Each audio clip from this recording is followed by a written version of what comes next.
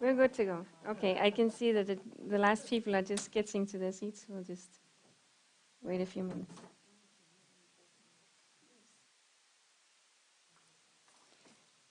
So the third presentation and the last for today, we call the spirit of man and the subconscious. Because we now learned that we have a spirit, but it would be nice to know exactly how we work. And so we'll just repeat a few things. We saw now that if we want to have reliable results, if we want to know exactly why we get sick, we must have a foundation that's absolute, something that will not shake underneath us, something that however and whatever angle you look at it, it will stay the same. You see, if we had a ruler measuring centimeters, and maybe you know one of those soft ones that you can measure the waist if you need to make a dress or something, and if you pull it hard so the centimeters get wider, would you be able to use the measurement anymore? No.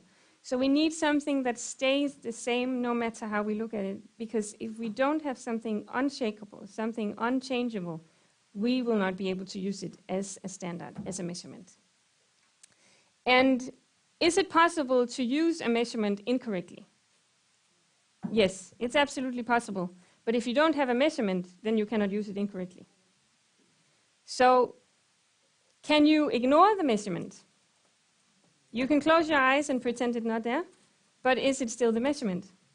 Yeah. So, in nature, we have the measurement that nothing can exist from itself and nothing can exist for itself, and you can close your eyes to that fact. But it's not going to change. It will still be there. So, if we want unity among the workers, it can only be found if we have the same measurement, and that measurement is stable and unchangeable. However, it may take a bit of time to learn to use the measurement. So the operator has a default that makes him sometimes use it wrongly, but in the end, the building will hold when the operator of the measurement have been well educated. So what we need to know is how to be educated well. Okay? We had a look into the unchangeable things that can help us understand the cause of disease. And these are the means for our study. We need a measurement. And this is the laws of nature, or the two principles that make up the fundamental law of nature, which is that nothing can work from itself and nothing works for itself. And this is what determines the function of the human being.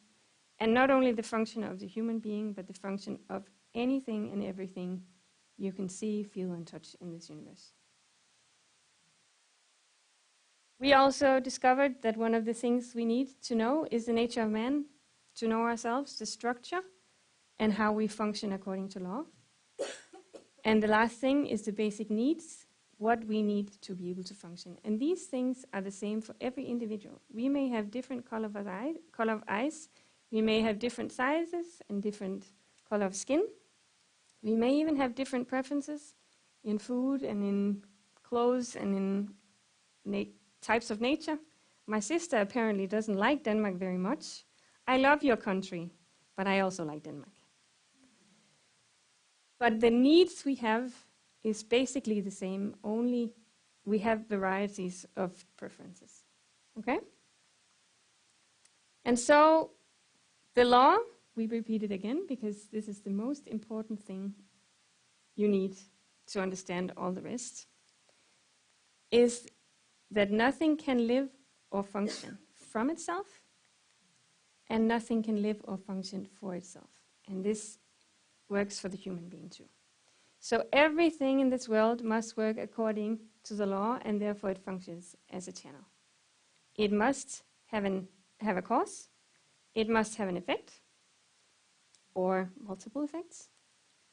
It has an entrance, and it has an exit, and it must take to be able to give, because it cannot give from itself. And by this law, everything works in a circuit of benevolence for the common good. See, if every human being would work according to this law, there would be only love and joy and harmony on this planet. No one would be sick, there would be no diseases, there would be no depression, there would be no anxiety, there would be no suicides, there would be no war, there would be no evil whatsoever. It would be a nice thing to work like that, wouldn't it? Yeah.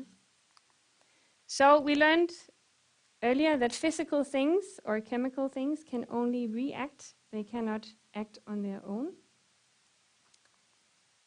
We noticed that a stone put in sunshine must take in the sunshine and produce heat. It cannot not react, but it cannot produce heat without a source where it takes from. Probably most of you, if you saw the ripples in water, you would not think that the water is making its own ripples. You would look for a boy throwing a stone, or you would look for a small insect crawling on the surface of the water to see from where do the ripples come from. And when we see the flying little seeds of the dandelion, we know that either a little bit of a wind came by or a girl was blowing on it. And no one would say that shoes can walk by themselves. Yeah? Someone must walk the shoes. We also talked about how much love a brain cell can handle or take in. Now, brain cells are matter. They cannot think for you. If you have one brain cell, can it think? If you have a bunch of them in a nice order, can they think? No. Someone must think. Now, the brain is used for thinking, but the human being must have a spiritual organ that governs that thinking, that governs the body. A soul is made of spirit and body working together. That means neither of them would be able to work if any of them are missing. Yeah? So we have the spirit, and here we have the brain cortex, and this is the connection point. The spirit is, of course, invisible. We cannot see it, we cannot touch it. But by ruling out the fact that the human being can, or the body can move itself, we must know that something spiritual must govern the body. So we can prove it by law, that it must be there. And from the cortex, we have the wires going to the limbic system, and it goes further down, crossing over. And as Stephanie mentioned, the 12 cranial nerves, they don't cross, most of them don't cross over, a few of them do, a little bit. But from this perspective, we know the overview of the human anatomy. And this is basically what you need to know about anatomy to be able to find the root cause of disease. So I spend a lot of time in my studies on the university studying anatomy, but it could have been cooked down to this part. Isn't it nice? This is all we need to understand. Of course, the more we understand, the broader our knowledge, and maybe the better we'll be able to help the patient. But to understand how you work yourself, and to, you just need a little bit of knowledge, and you can go a far way. And these two make up together the soul. Then we have the thoughts, which start in our spirit. And the thoughts of the spirit makes the electrical impulse and governs the rest of the body. The electricity then is supplied by the thoughts we have in our mind. Okay?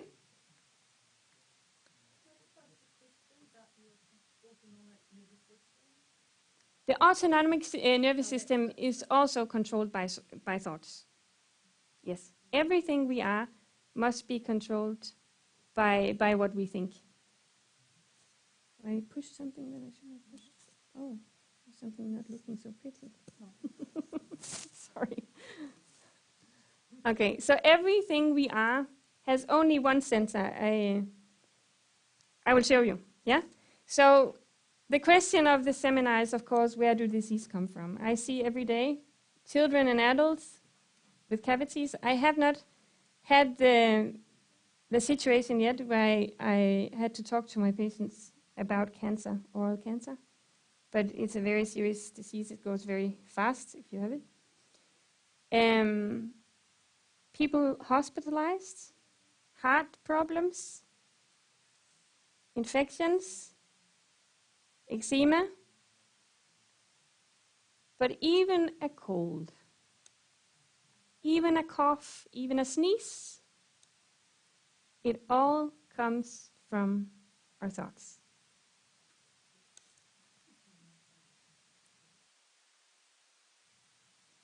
So when I came to understand these things, I thought life became very simple. Because if you have a lot of causes, you have a lot of things you have to search out to find out how to solve your issue. But if you only have one issue that solves all your problems, how much easier is life? Much easier, yeah? So I think this information is so uplifting. We have only one problem, and we only need to solve that one problem. Now the question is, what thought is? What is thinking, or what thoughts are? Thinking is the evaluation or processing of information we encounter from outside. Those thoughts are then followed by a decision, or that thought process is followed by a decision. And the thoughts come from the spirit, and I have a difficulty seeing over here. Maybe I stand here. Now I understand why you were looking at the screen. They come from the spirit that perceives information through our 5 senses. So information is something that can be read, it can be heard, it can be tasted, smelled, or felt. It could be an action, a touch, a sound in a voice, a text in a book, or an audible sentence of words, or etc. Even just the sound of a voice. I have a small red car that I really like. It gives me liberty, at least sometimes my heart believes so. And when we had to go to Australia, because we were in Australia before we came here, sometimes my sister offers to drive the car, which I'm very grateful, because then sometimes I can sleep a little bit or I can work a little bit, and so we can change who drives the car. But I have a problem with wanting to protect my dear car. So whenever my sister doesn't drive the car as I want her to drive a car, I have a tendency of correcting her driving. Do any of you ever correct the driving of your spouse or your... Yeah? Backseat driving. Oh, that's, yeah. Yeah, so, but I know, because I'm very particular myself, I don't like when people correct me. I hate to be corrected.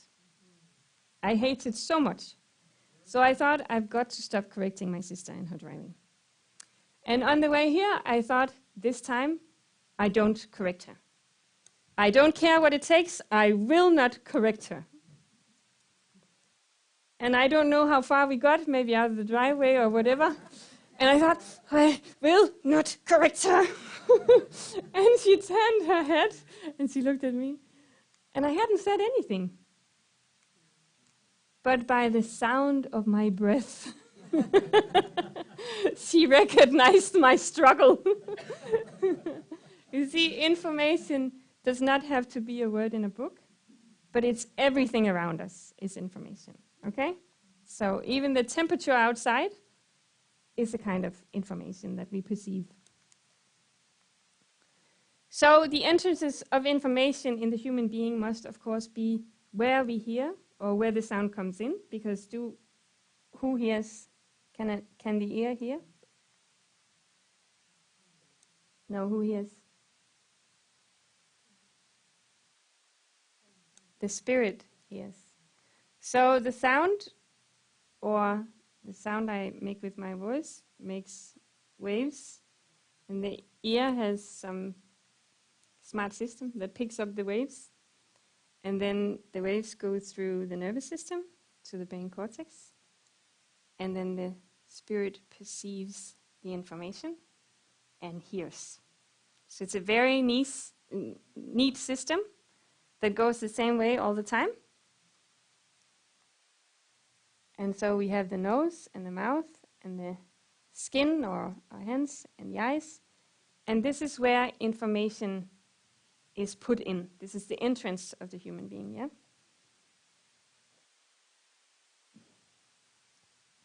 And before we make any decision or we have any emotion or action or even just a bodily reaction or a feeling in our body, we must evaluate information. This is the thinking that makes the processes in our body. So we have the spirit, and this is how it works. We have the ear, and the information goes into the ear. Now the ear sends a signal to the brain cortex and puts it to the spirit, and the spirit perceives and processes this information. Then we have the evaluation process, and this leads to decisions, and the decisions make the electrical impulses that controls the rest of our body.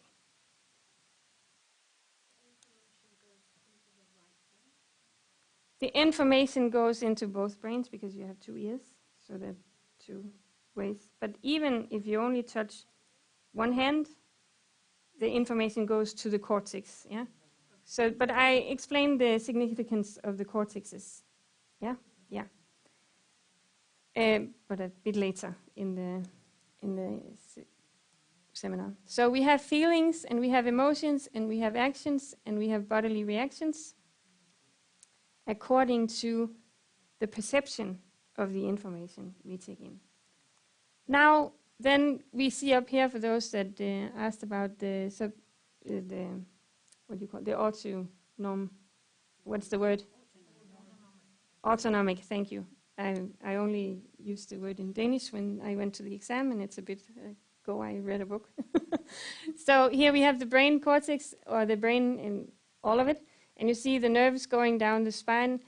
Everything is connected to the cortex. So even the autonomic system must be controlled from what I call the capital city. So I see the spirit being the king and the body being his kingdom.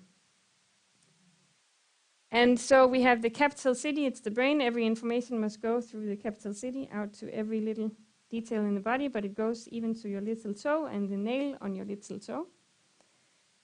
And as any good king, the spirit takes good care and watches over his body. So whenever the body is touched, he is observing, oh, something happened further down because the signals come up. Yeah?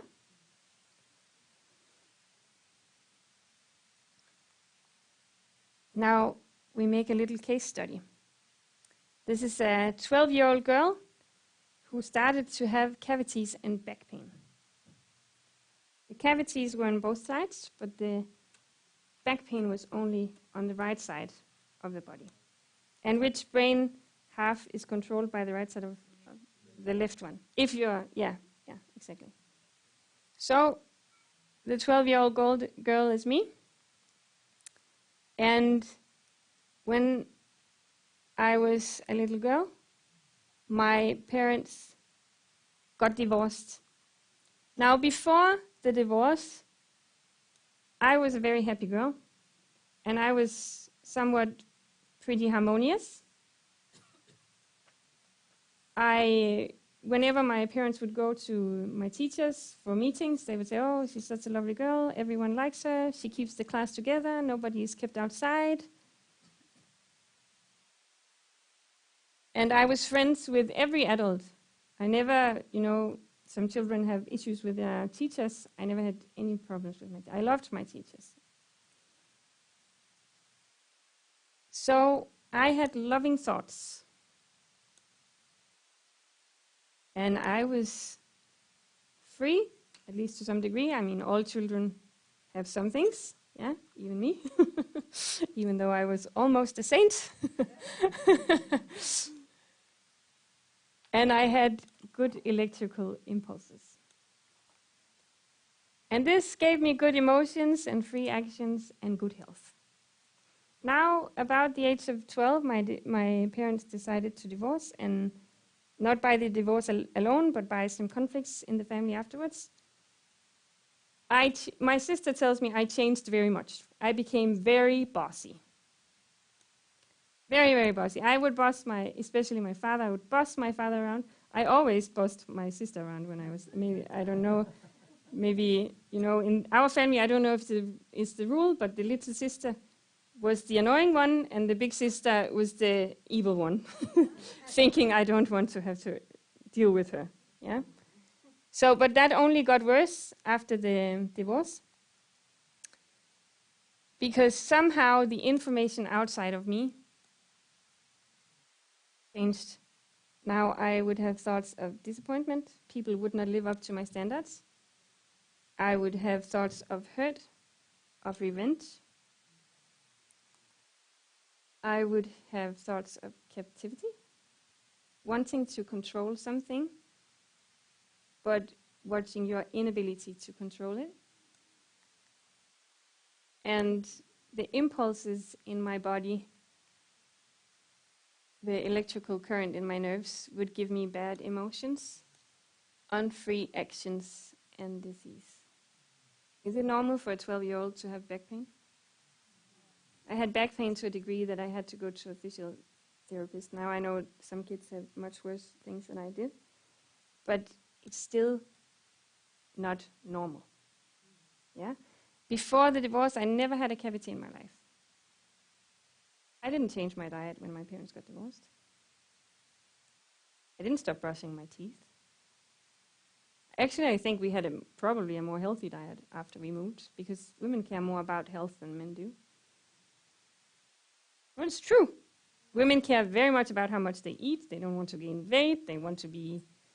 And men, they go a little bit, it'll be all right. Isn't it true? At least for many people. Yeah? Now, the back pain kept on for some years. It came and went. By the time of high school, it would be so bad that I would have to go in between the lectures we had in high school. I would go rest on the bench, and then I could sit another 45 minutes. And for lunch, I would eat a bit faster so that I could go to my room after. I was living at the high school. Oh, yeah, Dave's son was actually employed at the high school I was working at. That was a little bit funny, we found out today. So I would go to my room, and I would rest for a few minutes, and then we'd go back to class to be able to do the rest of the afternoon teaching. So this is, of course, a signal that shows that something in my thinking had to be wrong. Because before, I was very happy. I was very healthy. And after, something went completely wrong. We must know a few things about the spirit of man to be able to know how we work. We would like to be able to govern ourselves in the right way so that we don't have to go and be sick. And this is the spirit of man. We know now that the spirit is the one producing our thoughts. We know that he lives from information. This is what he must take to be able to give the effect of governing the body. And what he lives from is love. All right? We know that he works like a channel. He must take to give. But we also know that he governs himself from the inside. No one can do the taking to giving for him. He must do the action himself. That means he's close to the outside. Whatever information comes into him, he is the one responsible for taking it. No one can enter the spirit of another person. That means no one can ever think for you. Make sense? Yeah? The spirit can never be forced, but if you have something he believes he needs, you can negotiate. Now, in my practice, it's not my practice, but I work for the government with the children in a small practice nearby a small school in a village. And there you see the power of the spirit. You see that the spirit is always the stronger one than the body. The spirit is the one that decides. Because when you have a child with cavities and you would like to fix it, and you explain to the child that it's better because she might not have pain if I fix the tooth, if the child has enough fear, will she ever open her mouth? No. Now, then mothers are very persistent beings, and they have the fear that the child should have pain, and when the child has pain and is unhappy, can mother be happy? Why not? Because mother lives from the joy of her child. Yeah? So the mother has to find a way to make the child open her mouth. So she goes, and it's good, I mean, it's all right to have a toolbox that can help the child a little bit when she gets in trouble. But the mother then tries to buy the child with a gift. Now, recently I had a girl, and I was going to pull out the tooth. It was just a primary tooth, so a new one will come. And the cavity was a bit big, so I thought it's better to take it out, then we won't have trouble after this, at least not with that tooth. And the child could not cooperate because she was very fearful. And the mom had promised her a gift. And now the child was in real trouble because she was afraid to have the tooth pulled, but she could not leave the practice, because if she leaves without having the tooth pulled, she will not have the gift. You see, now the spirit considers loss everywhere. And then he is unable to move. Now, if we had no body, or if we had no spirit, the girl would open her mouth and be in no trouble at all. But because of this fear, she could not cooperate. So, you can... Nothing, absolutely nothing. You can try many things. You can try, you know, this. We have this gas called laughing gas. Do you know the laughing gas? Yeah. Now the laughing gas only works if the child has a little bit fear, but still would like to cooperate. If you are crying, you cannot have the gas. Then I'm the one being gassed. That wouldn't be good. So you don't put the laughing gas to a child that is crying a lot and not in cooperation in some degree. Then you can sedate the child.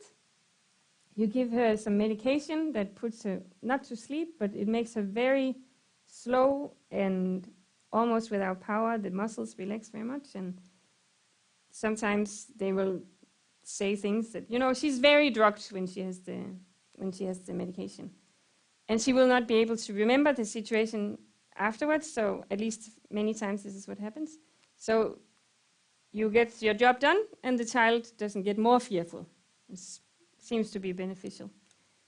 But the problem and the, the power of the spirit is so strong that if you have a child with a good, strong will, it does not matter how much medication you give her, she will not open her mouth. I tried this with my first child that I sedated. I was sure. Now it gets a little bit easier because we give the medication, I can make her cooperate, and we just get it done. And she would not open her mouth. Now then you can put them in general anesthesia, then they're all asleep, you can do with them what you want. Then you put the spirit to sleep, you cannot protest against that. But the spirit is the strongest component we have. Now would it be good to know how to govern the strongest component we have? Or the strongest entity we have? I think it is not a small loss in the medical field that we don't know about the spirit of man. It's a very, very great issue. The one that makes us sick, the one that we cannot control, we do not even know about his existence.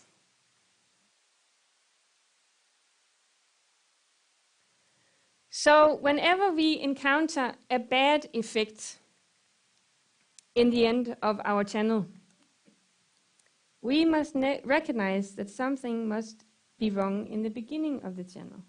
Now, with plants, the issues is what? The outside or the inside? of the channel? Is the problem in the environment or is the problem in the plants? One more time? In the environment, yes.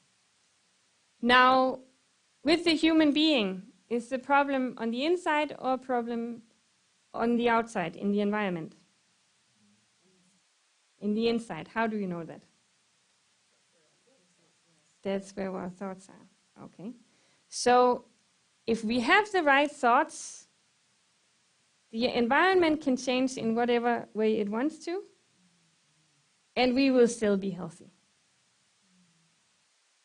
Wouldn't that be nice? So if we have the right mindset, anyone can do anything around me, and I will still be happy. Wouldn't that be nice? Does it sound easy or does it sound difficult? So the theory is very simple, but we need to learn how do we apply the theory. Yeah? But we must know to find the problem in the beginning. We don't look to, if we have a body filled with disease, what we do in medicine now is we study the disease. How far will we come? Not far. So we see the disease in the end of the channel, and because we now know better, we will never again look to the body to find the cause. Yeah? If we do that, we will end up maybe with what someone would call an incurable disease, and we would believe them, and we would never search for the cause again. It would be a sad thing. So we must know that whatever effect comes out must always correlate to what is in the beginning of the channel. So if something is wrong in this end, I must be wrong. This is my warning signal. Now we must know then, where does the human being then begin? Because if we don't know where the beginning is, we will not know where to look. So we know that from thoughts follows feelings and actions, but where do the thoughts begin? What is the starting point of a thought? What determines if we have good or bad thoughts? Why do we think what we think and do what we do? And if thoughts are really the cause of disease and uncontrolled behavior, should we then not try to study what makes us think what we think? This should be the main subject in medicine. But I tell you, we do not touch it. Now I'm only a dentist, I'm not a doctor. But we study some of the same things. And since the body is only one, we should all know the same information. If we are a physiotherapist, or we are a nurse, or a doctor, or whatever specialty we have, the information is the same. Now, the error of the human being is located where he does not know, the subconscious. This is why I can be happy, and suddenly when something that in my sphere of registration happens, my heart can go straight to my stomach. Do you know that feeling? Where you're just immediately, you have fear, or immediately you have stomach issues, and you think to yourself, what happened? You may not even recognize it, because something goes on subconsciously that we are not aware of how to deal with. So this is an effort to make a picture of the subconscious, or the spirit and the subconscious. This is the consciousness, or the will, where we make conscious decisions and where we register information. And this is the subconsciousness, the heart. Now up here we have the entrance, and this is awareness of physical and spiritual needs. And it is the registration of information in the surroundings. This is what goes on in the conscious part of the spirit. That means that signals or information of physical needs from the body. Here I register if I'm hungry, I register if I'm thirsty, I register if I'm tired, if I'm cold. And then what do I do when I register? Do something about it. Or not do something about it, sometimes. Yeah. So we have the spiritual needs up here also. And I put them in the part where we are aware, because if we think about it, we are aware. But we have not been taught to think about it, so we may not have an understanding of what we need spiritually either. But it may be different for different individuals, the preferences, but the basic needs are the same. So we all need harmony, maybe in different degrees. I love harmony. I am not very harmonious myself, but I like to be around harmonious people. I like security, and I like liberty very much. Now, subconsciously is where the evaluation of information takes place. That means that here I make the vital decisions. And sometimes, or most of the times, it goes so fast that when I act or I make a decision, I have no idea why I did what I did. Yeah? So the heart works on only 2 decisions, or 2 buttons, or what you may say. It evaluates according to gain and loss. And it must always go for the gain. Now, the gain is to fulfill my needs. The human being can never, ever go in the direction of loss.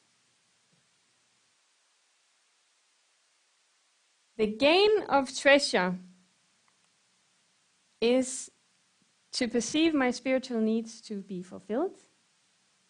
That will create the correct electrical impulse in the brain for the supplying of the body. And if this is my case, I will be happy, and I must always avoid loss. So the human being will never move in a direction that seems to give him loss. It's impossible.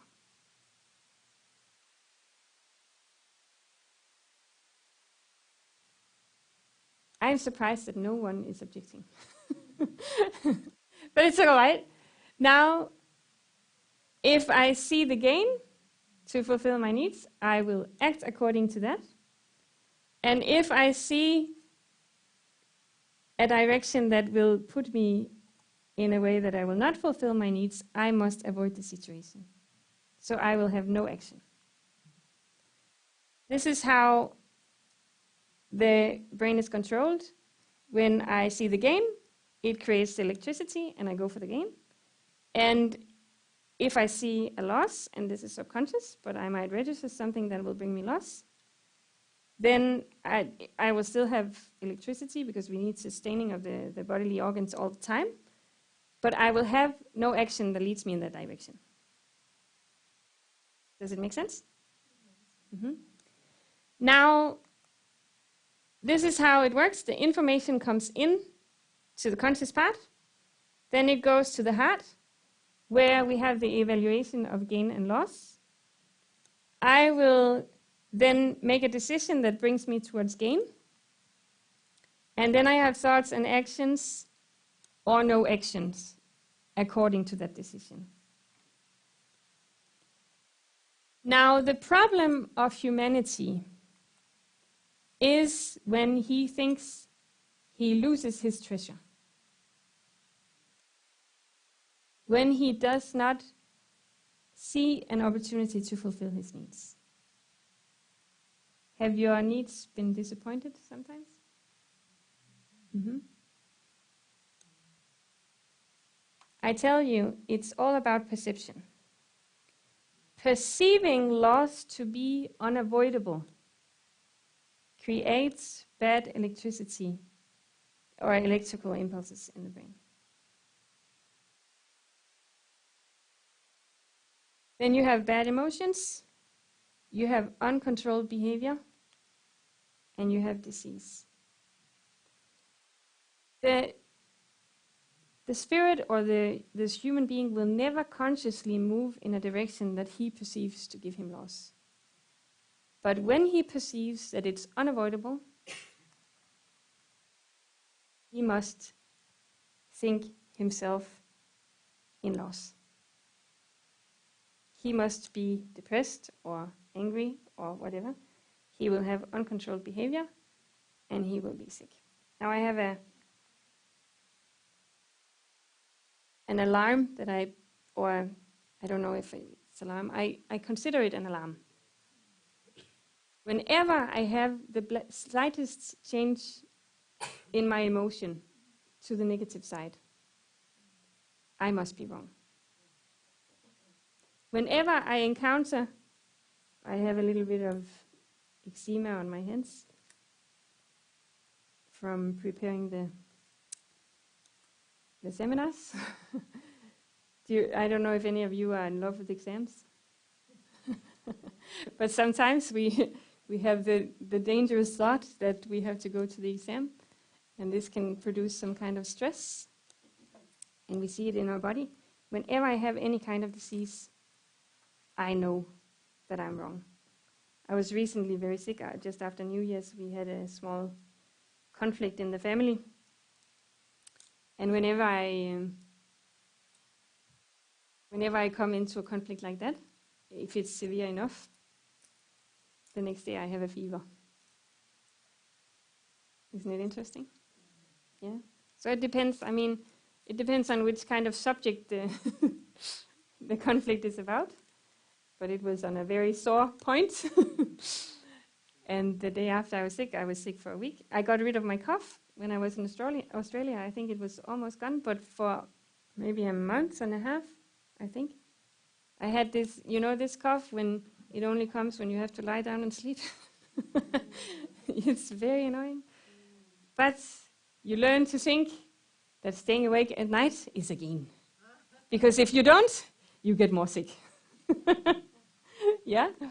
So sometimes when I cannot sleep because of the coughing, I study instead, and I do it heavily, because maybe tomorrow I get better.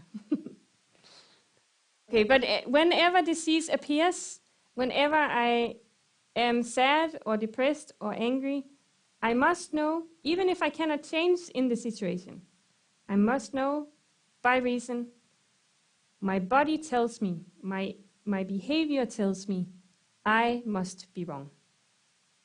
I might not be able to take care of the issue right now, but later when I have time to think about it, I know I was wrong, and I go to find out what did I think that it brought me to this point.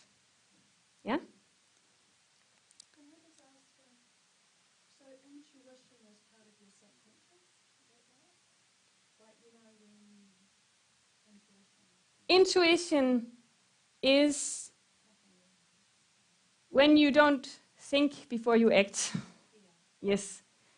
We always think, but we don't reason. And it's intuition. I would never follow intuition. Yeah. I'm just saying that yes. It's explained by your subconscious. Yes. So intuition.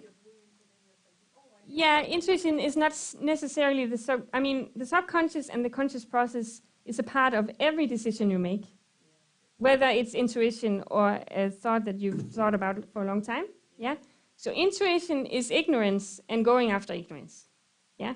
We don't want to do that. We want to know why we do what we do always.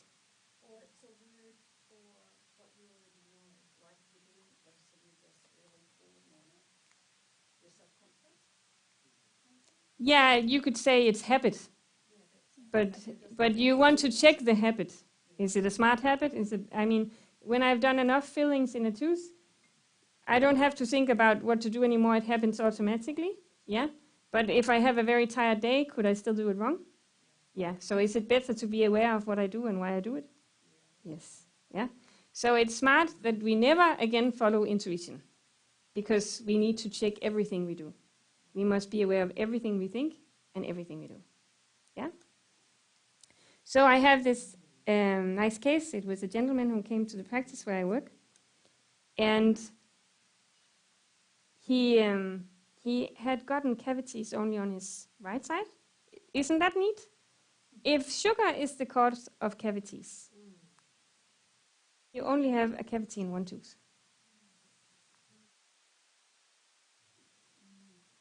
Is it interesting? But I never heard anyone in the dental studies ever questioning that sugar should be the cause of the disease. No one put the question that I just asked you. Nobody. I thought it was very interesting. Now this guy, he comes to the dentist, and I was very happy. He went to the hygienist before he came to me. And she has, in her education, a long thing about the motivational conversation, to motivate the patient to take care of his teeth. And so she did. Ask him about all his habits, and he said, nothing changed. I take very well care of my teeth. I always did, and he does. And she asked him, did anything change in your diet? Did you eat something that you don't usually eat? Nothing changed. And so he came to me, and now it was very easy to put in the question, because he already went to the hygienist who took out all the other factors that someone would think about. And he said, well, I don't know, I have had these cavities and nothing changed, and I don't understand it, because they were very severe cavities. They happened only in 1 year, and they were so great that it was actually a little bit difficult to know if I could save the teeth or not. And so it took a long time to make the fillings in the restorations, and so he had to come more than one time. And I asked him, have you been stressed lately? And what do men say when you ask them if they've been stressed? What do women say if you ask them? Then their heart spills over. Yeah. So now we need to come to a balance. The women should not think that they're stressed about nothing, and the men should realize when they have a problem. Yes. But it's very nice. You get to see how different people react, but the root is always the same. So I asked him, have you been stressed? And he said, no, he didn't think so. You know, when you come to a certain age, you don't go to work anymore, so what is there to be stressed about? And he went home, and he came the next time, and I thought, I mean, he was a normal-looking guy, and neat in his clothing, and, you know, the kind of person that seemed to have had maybe a good education, wealth financially, and he was doing all right, and had everything under control. And those patients are sometimes a bit more difficult to reach. So I thought, he will never think about it again. And the next day, or the next time he came, because he did not seem so interested in the information either, but the next time he came, he said to me, I have been thinking about your question. And I was delighted. Because I had thought, oh, he's a lost case. You see, this is what we do. We judge the other one immediately, thinking we know what kind of person he is. And he came and he said to me, I never considered this to be stress. But a few months ago, I lost a very close family member. And he realized himself that he himself made the disease in his teeth. And he said something that I thought was very nice. He put the words himself, he had lost something. Can the human being lose anything?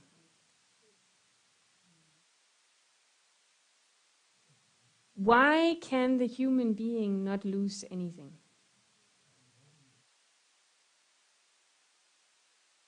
So, the human being does not own anything.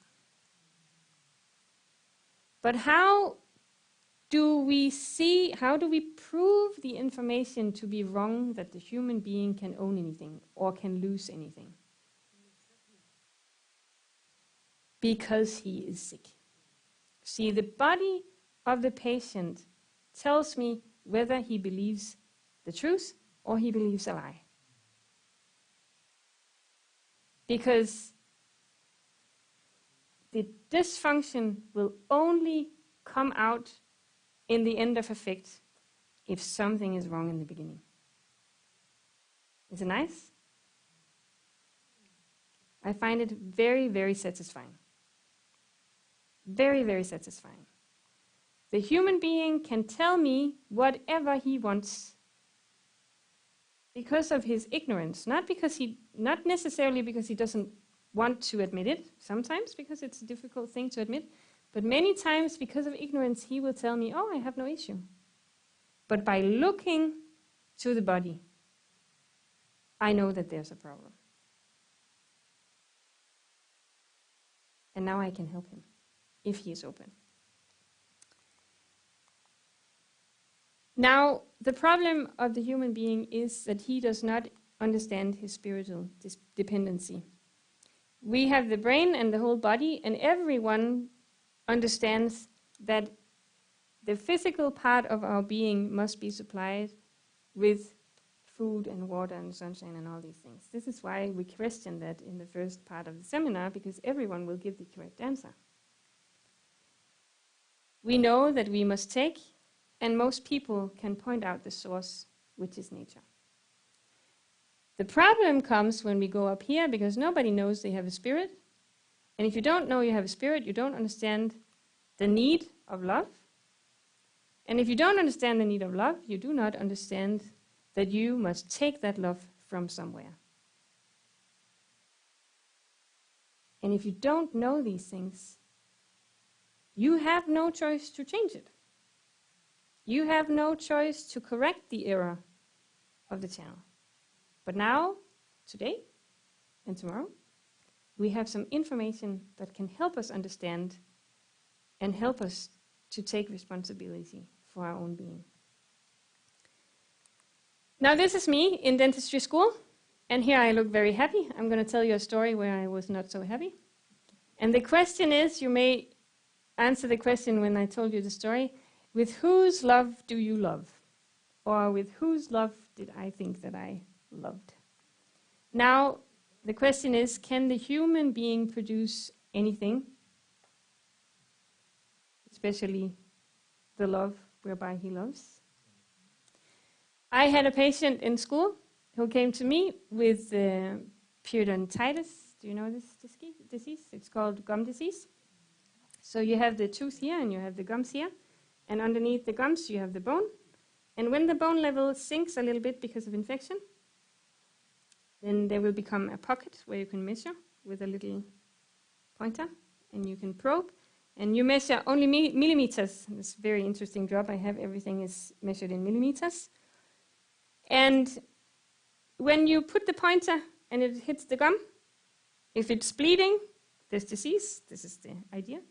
And if there's no bleeding, there's no disease. Now, if you put the pointer hard enough, you will have bleeding no matter what. So you don't want to do that. And we have this in school. We have this scale for weighing letters. You know, letters you send by mail. And on the letter scale, you train yourself to put the probe only on, I think it's 2 milligrams or something. So you're not allowed to push more than 2 milligrams. And then everyone has to measure so that he pushes the probe with the right kind of pressure. Yeah. Now this is of course an exercise, and probably no one out there measures with only 2 milligrams because that's not something you can keep in your mind. How much is that? So, but I have this patient coming to me, and before he came to me, he was painless, but he had disease. And he came to me and I started probing. And at some point he gives a very big sound. And he says, I came here with no pain. Now I go to the dentist and now I have pain. So he wasn't very satisfied. And the reason why I started to become a dentist, I wanted to really be a doctor, but I never had the grades for that. So my wise mother said, you'd be a dentist, it's almost the same. And I thought it's not at all the same, but I go and obey my mom, maybe her idea is better than mine. And I was there because I thought a doctor can save the world. Well, I cannot be a doctor, maybe I can be a dentist that saves the world, maybe I go to Africa or something. And so I was there training to be able to save the world, and now my patient is complaining about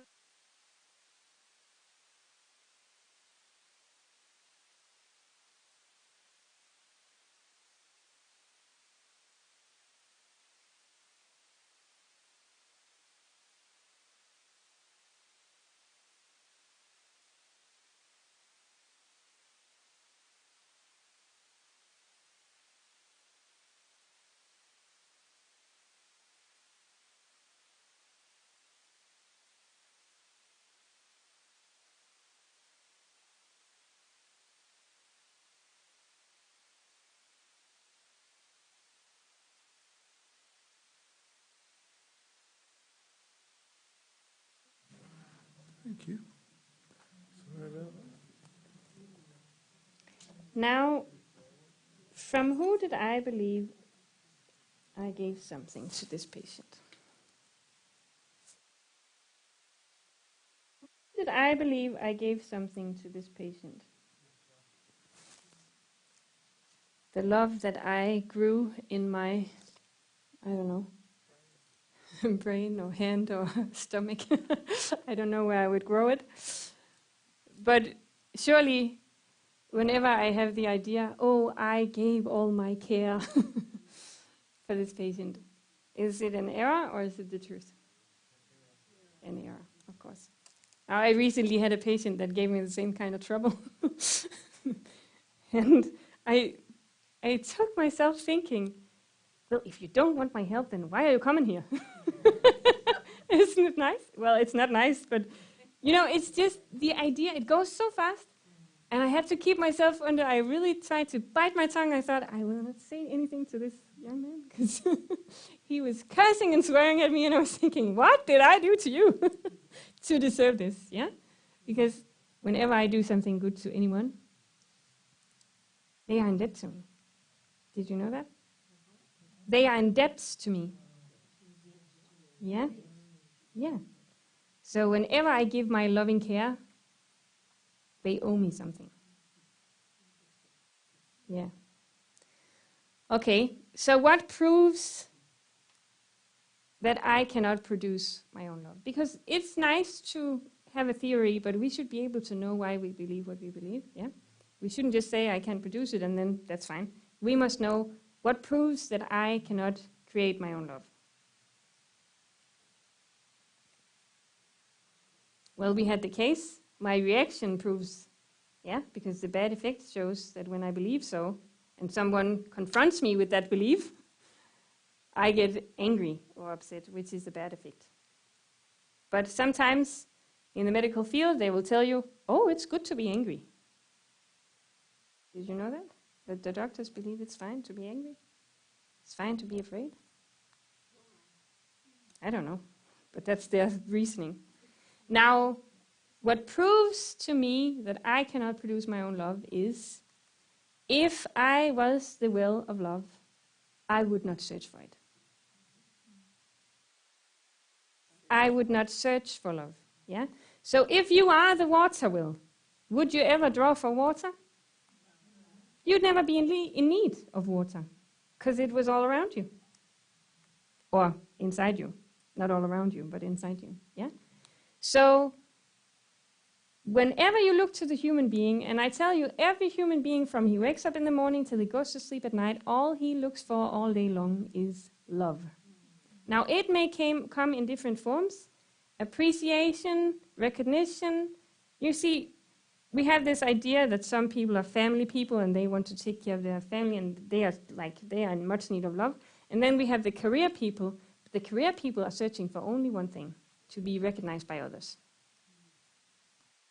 The praise of others. Yeah? So it doesn't matter if you're in the family category or in your career category or whatever you do. All you do all day long is looking for love. And that proves the human being, or should help the human being to understand that he cannot be the well of love. But we all believe it. Now, the identity is the subconscious error in the human being. You see, the human being should, like everything else, work as being a channel. Taking something one place, giving it another place. Should work like a channel.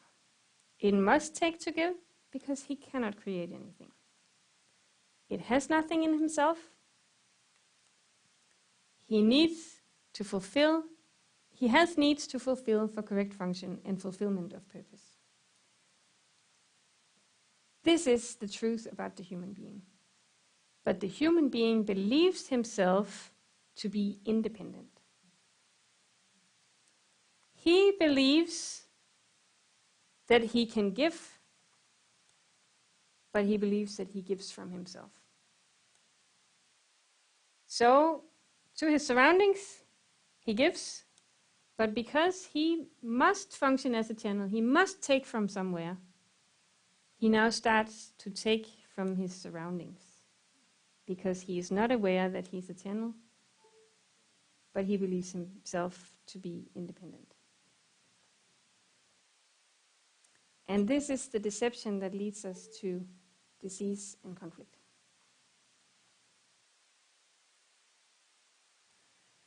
This is the deception that I am God.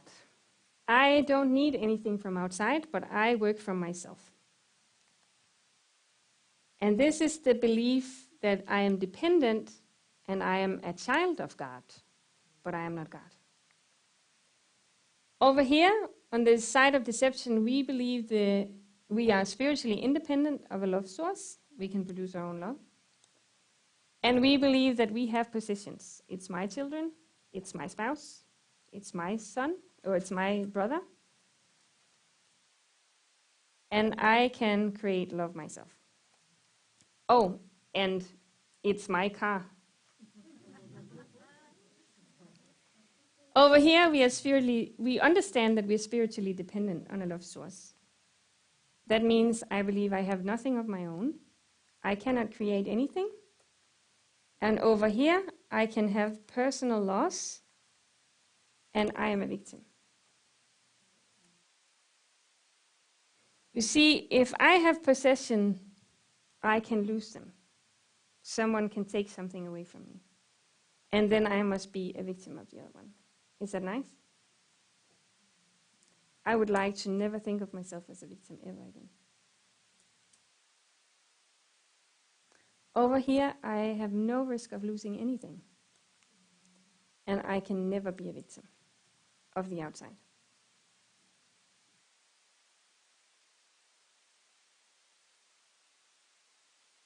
This is then the heart of man. So let's put together the things we understand. We understand that there's a process of evaluation of gain and loss. And now we put together the evaluation process and the two identities. Okay? So here we have the subconscious. This is loss, is where we don't move. And gain, where we always move. And this is me.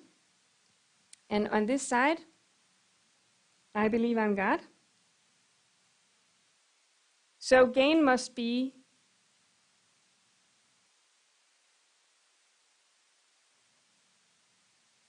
receiving. I have possessions of my own. I can create my love myself. So I give, but I give to gain, to receive. Loss would be not to receive, or receiving less than I want, or that something is taken away from me.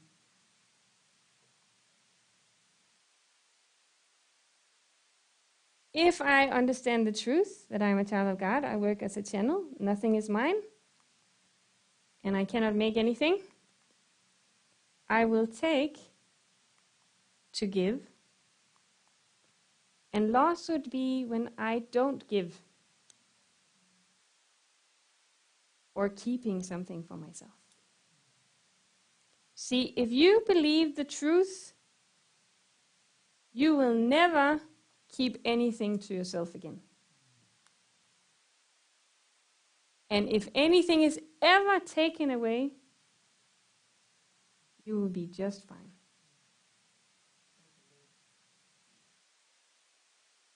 Who is in control of my life over here? On this side. Sorry? Am I in control of my life here? Who is in control? Other people. You see, I live from the harmony of my sister. If she gets angry, I am flat on the floor. Is that nice? It's horrible. It's absolutely horrible. Is it nice to not have control over your own life? No, it's not nice. But of course, sometimes you cannot help but smile. When you see the dependency, you think to yourself, oh goodness. But it's very, very bad. You see, the control other people have over your life will, if you do not do something about it, maybe get yourself to kill yourself, like Stephanie explained with the other guy. Yeah? What other people think of us, or what we perceive other people to think of us, can make us kill ourselves. If not literally by suicide, then by disease in our bodies. Can we ever know what other people think of us? No. Because they may smile at us, they may say all the right things, and can they think something completely different still? But our perception of what another person thinks of us can give us cancer. Yeah? If you are independent, you must be God. If you have the identity I am God, then you believe I can create the love I use. I own things and people, and then I can lose something or someone. I believe I give from myself, and others then become in debt to me. If I do not receive what I expect from others, I become depressed, anxious, angry, disappointed, or hurt, and it will lead to disease. Now, the truth about the Creator in His creation is that there is only one source, an independent source, a closed system, who does not need to have needs fulfilled. I don't know how to say that without putting the word need many times there. He has life in himself. He always only gives, and he never keeps anything to himself. And the Creator is the supplier of the creature. So this is how that would look. The creature takes from the Creator, and he does not take anything for himself, but he only takes to give. He was made dependent on the Creator, and this is the only way to supply his needs. There is no alternative. The creature takes all things from the Creator and gives to the surroundings. This is how we were made to function. Now, the dependency on the Creator brings no loss. When I believe I'm a creature, I can not create anything. I believe I cannot create anything. I do not own anything, and I am dependent on the Creator for life, love, and everything else. I always give, but I never give from myself. That means I can never lose anything or anyone. The loss is always the Creator's, because He's the owner of everything. And I will never have a problem again.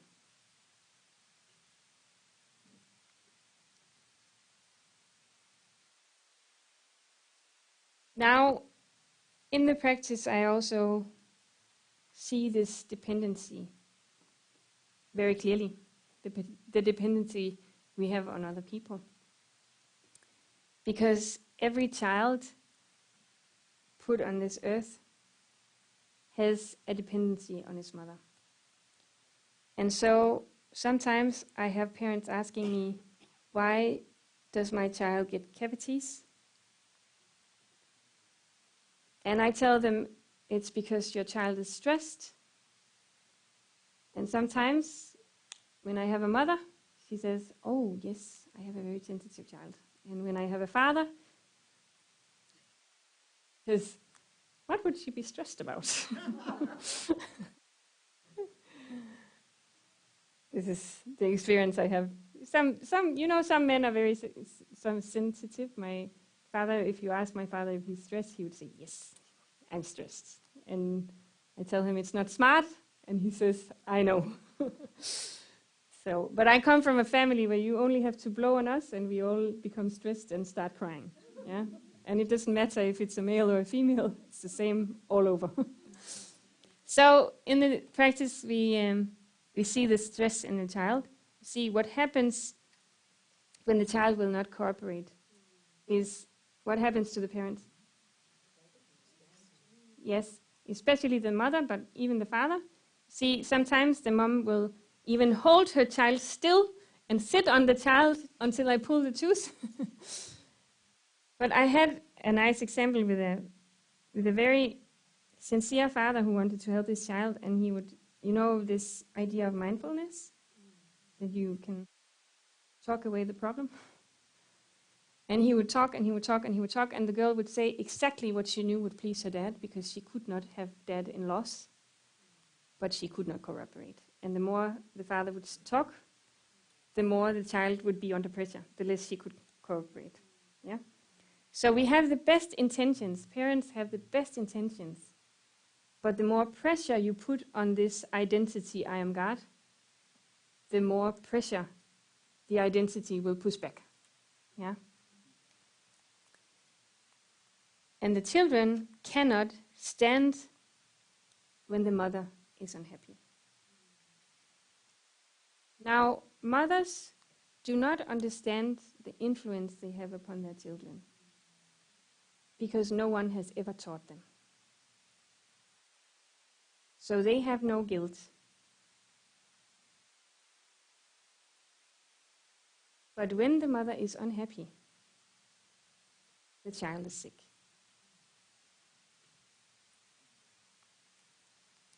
This is, of course, a very sensitive subject, and we have to be very, very careful when we approach any mother, because there is nothing the mother wants except for her child to be happy and healthy.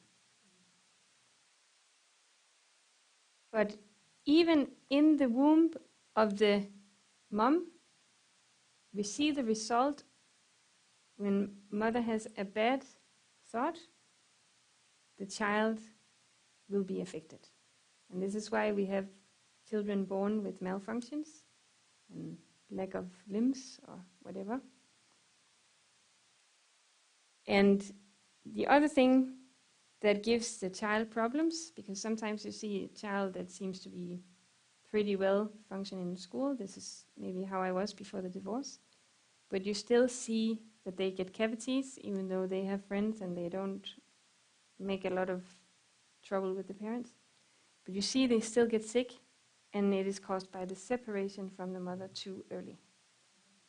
Because we do not understand that the child lives on love, and if that love is not accessible, the child gets sick.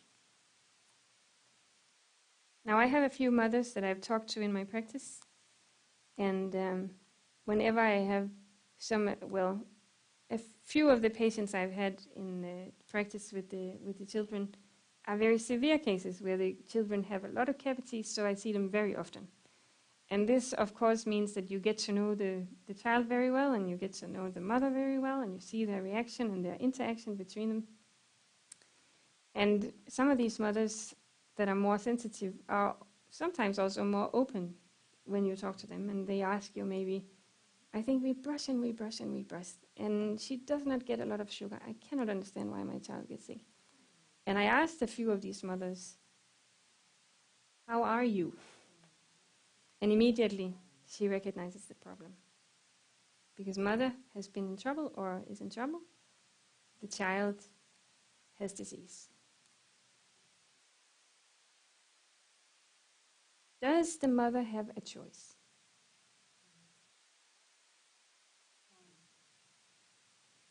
She does not have a choice. If she had a choice, she would change immediately when she saw the disease in her child. It's a very good rule. If I could, I would. Yeah? If you have no knowledge of dependency, and you have no knowledge of the deception of your subconscious, how much can you do about it? Nothing at all. No choice whatsoever. So the spiritual dependency begins at conception. And a good rule to remember is that the physical world shows us of what goes on spiritually. So inside the womb of the mother, we have the body of the child, and this is the body of the mother, and here we have the physical umbilical cord. Now, through the physical umbilical cord, the child takes all its chemical needs. It takes through the umbilical cord, and the mother takes the chemical needs she has, or the physical needs she has, and she is dependent on nature for that. Now, the spirit of the child is what gives the child a healthy body or a sick body. So, the spirit of the child is responsible for the health of the child. The spirit of the child can only take that which is available for it. But the child is the one who has the action of taking. So the only one who can be responsible for the health of the child is the child itself. This is the spirit of the mother. And as the mother is the only thing available to the child binds itself in trust by a spiritual umbilical cord to the mom and takes from her the information it needs to live. And the spirit of the mother thereby has a direct influence on her own body and an indirect influence on the child, because she is the one who makes the information available, but the child has to take the information from the mother himself. What about the child and the grandchild? I don't understand the question. I'm sorry. It's medical fact is that the woman, when she's pregnant, she's also carrying her grandchild. The child has the... Yes. Well, she's not carrying the grandchild. She is carrying an egg that may or may not become a grandchild. Yeah. So when you have an egg without a sperm, you have no soul. Yeah. So you don't have a soul before you have both components. So the eggs that the child carries in her egg stock. What is this? Yeah. So we have no individual. We that would be predicting the future. Which egg is going to be an individual? You don't know that, because that's not in our sphere of action to know. Yeah? So I had a son, carried a son, who got cancer at 9 months old. Yes. So you're saying that it's probably me. I'm saying the child makes himself sick from the influence he encounters. But you never have any guilt as a mother, because you have no choice for your thoughts. But this is a heavy subject, and it's not an accusation. It's just a fact of how we function, and a help to understand how we can avoid to come into the situations again. Yeah? But that's probably a classic example of what we're talking about. Yes. And I guess you always carry guilt as a mother, but... Yes. But yes, it's a very good question, because what often happens when the subject is encountered is that someone feels guilt, and then they have to go away from the information that we present, because they're not able to deal with that guilt. But it's much better to realize that I don't have a choice, it's not my fault, and then you can come to understand what made the situation and how can I avoid to come into the situation again later. Yeah. So it's very important to understand there is no choice for the woman. It's not her fault. She has a responsibility to come to an understanding of how she works, but as long as you have no information, you can do nothing. Yeah? And we will come to talk a little bit more about tomorrow. I will go into the understanding of why we do not have a choice. Yeah? So this question is, where and whom is mother dependent on for the information she lives from? What is the problem of the mother's dependency? She's taking from the wrong source. And who are those sources usually? She binds herself in trust and becomes dependent on the husband, and from conception she is dependent on the mother, and she probably doesn't know that, so she's been dependent on her mother her whole life, and then the father, and then others for love. And when those people do not fulfill the need of love that we have, which they can never because they don't have any love, I don't have any, they don't have any, then we have the problem of the universe. How do we change that? Now, at birth, the child becomes independent on the body of the mother, and she starts taking from the outside her chemical needs. And everyone knows how that functions somehow, because it's natural for us. We take the food, we put it into the mouth, and we become dependent on nature. And the mother's job is then to come to an understanding of how to change where she takes her love, so that she can teach the child during the upbringing how she can get rid of her dependency on the mother and come to depend on the only one she was ever made to depend on. Yeah? So I have a few friends that have children, and as I said, it's a bit of a sensitive subject. And what happens in the mothers is, of course, often that they recognize the disease and unhappiness in their children, and immediately they think themselves guilty. And when they think themselves guilty, can they help the child or not? No, because if mother feels guilt, she becomes depressed, then she becomes a difficult source of love, or a not so nice tasting source of love, and then the child will be more sick. So it's important to understand, it's very, very important to understand that there is no choice. We do not have a choice. But we can come to understand how to do the things in the right way. Now we make the mistakes. When we see the mistakes, when we see the disease rising in the child, then there is an opportunity to understand how we function and how to correct the dysfunction.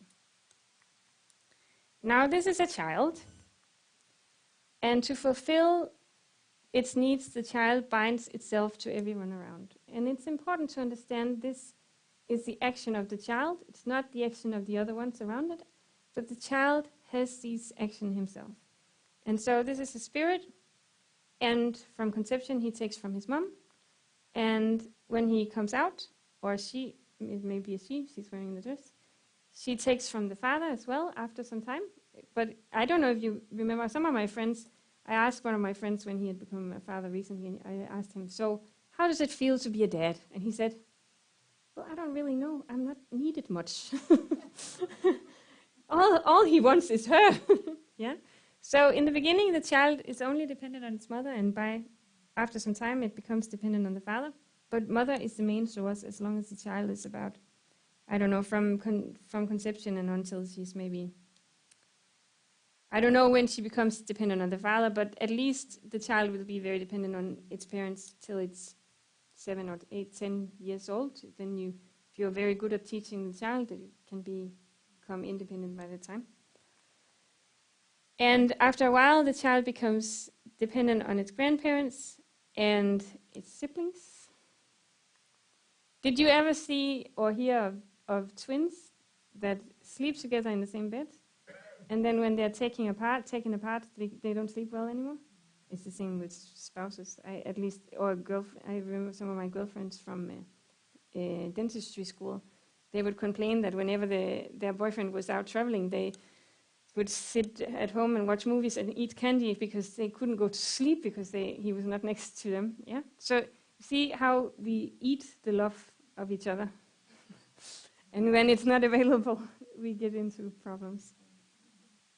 And the spirit becomes dependent on the friends. And when does the child start demanding things from its sources of love? Right away.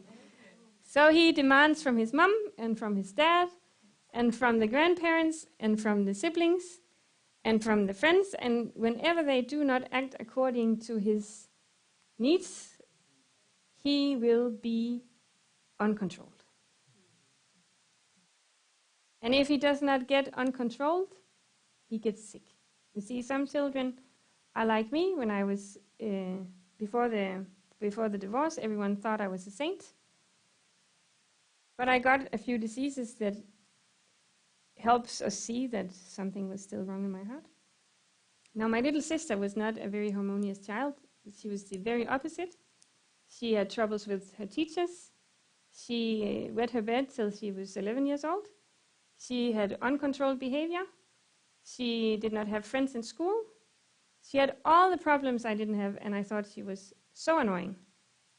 But as I was a child raised in a Christian family, at least on the conscious level, I would ask God in frustration as a young child, why is it so easy for me and so difficult for my sister? You think I asked in unselfishness? No. So if we are raised in a Christian family, we do not only demand from the people around us, but we demand from God as well.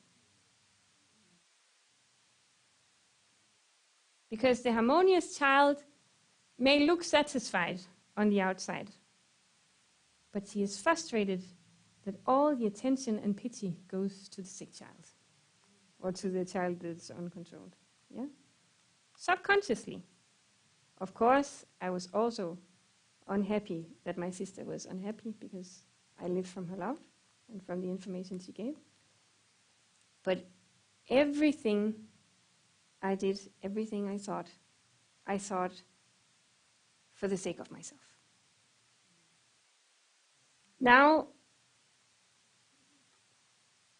we were talking about choice, and I had some years ago when I started dentistry in the children's department, I had a very nice case with a girl I had to treat, and she had several cavities, and I tried to start out with just, sometimes we put some kind of seal on some of the teeth just to protect them from the future cavity that we don't know about. Very much a God complex, but this is how the system works. And I started out with doing those things because it doesn't take so much cooperation. But she had a tooth with a very great cavity, and I thought I'd like to take it out. And she came several times in the practice, and I would study the family because it was very clear that the father and mother, they were not living together anymore, and whenever they were there, it was not a harmonious relationship. They didn't argue up openly, but you could just feel the pressure of the atmosphere. And sometimes they got caught up in their own little discussion over in the corner. And this is the nicest time, I think, when the parents are preoccupied. Then I like to talk to the children when nobody listens. And so I was asking this girl, and I thought, I don't put too much pressure. I just push her a little bit to see if I can get her to cooperate. And I asked her, and I looked her straight in the eye, and I thought, now I approached her seriously, and I said, is it because you do not want your tooth to be fixed? And she looked at me, and she said, I want to, but I don't want to. Does any of you recognize that? And it almost brought me to tears because I thought to myself, this is the problem of humanity. You know what's nice about children? When you put them in question, they spill out anything which is on their mind.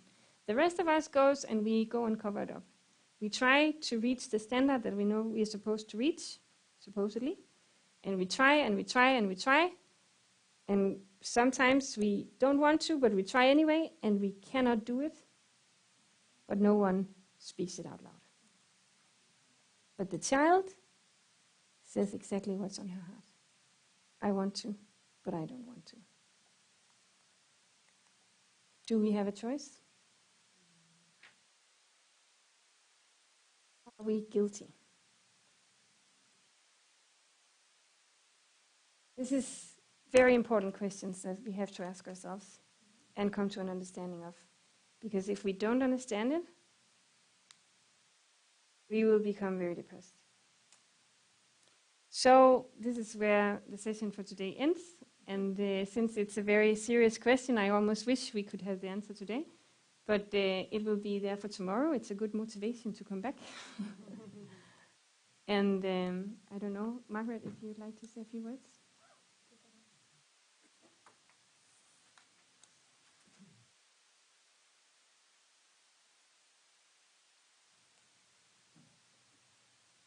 Thank you very, very much.